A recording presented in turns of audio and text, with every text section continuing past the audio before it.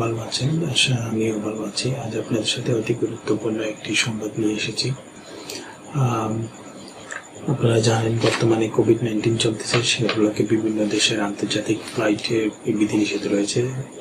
বাংলাদেশে এর ব্যতিক্রম নয়। আন্তর্জাতিক ফ্লাইট চালানোর ক্ষেত্রে নতুন নির্দেশনা জারি করেছে বেসামরিক বিমান চলাচল কর্তৃপক্ষ। এই নিয়মে চলবে ঢাকা থেকে 1200 অন্যান্য দেশের ফ্লাইট। তার মধ্যে এয়ার বাবল চুক্তির অধীনে সীমিত পরিষদে আগামী শুক্রবার থেকে ভারতের সঙ্গে ফ্লাইট চালু হবে। এক সার্কুলারে বেসিক জানায় ভারতের সঙ্গে আকাশপথে যোগাযোগ অনুমতি দেওয়া হয়েছে। এছাড়া সার্কুলারে বিশ্বের 27টি দেশের যাত্রীর জন্য বাংলাদেশ ভ্রমণ বিভিন্ন বিধিনিষেধ আরোপ করেছে সংস্থাটি। সার্কুলারে Argentina, Botswana, Cuba, Cyprus, Swaziland, Georgia, Iran, Libya, Malaysia, Mongolia, Spain সহ মোট 11টি দেশের জন্য পৃথক নির্দেশনা দিয়েছে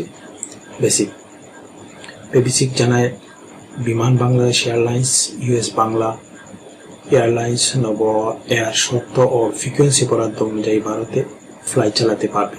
অন্যদিকে বিস্তারা, স্পাইজেট, ইন্ডিগো বা এয়ার ইন্ডিয়ার মতো ভারতীয় এয়ারলাইন্সগুলো বিশেষ ফ্লাইট চালাতে পারবে।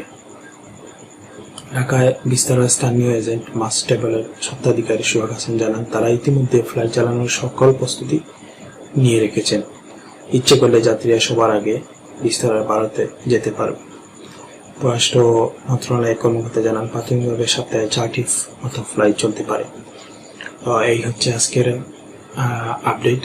আশা রাখি নতুন কিছু আপডেট খুবই ওদের ভবিষ্যতে নিয়ে আসবো। সে পর্যন্ত ভালো থাকেন, সুস্থ থাকেন। যদি আমার ভিডিওটি ভালো লাগে তবে একটি লাইক, সাবস্ক্রাইব দিয়ে রাখবেন। ধন্যবাদ আপনাদের।